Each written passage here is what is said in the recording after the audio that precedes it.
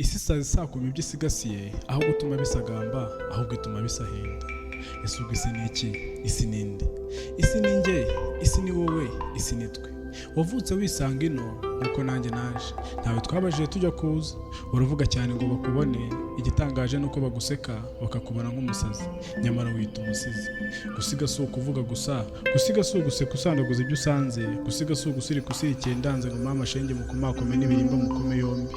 Imboni mbonera agasiga sambonye urwejo ngo disi bambikina ni ifaranga yahuze kimwe nk'imvugo z'ubu.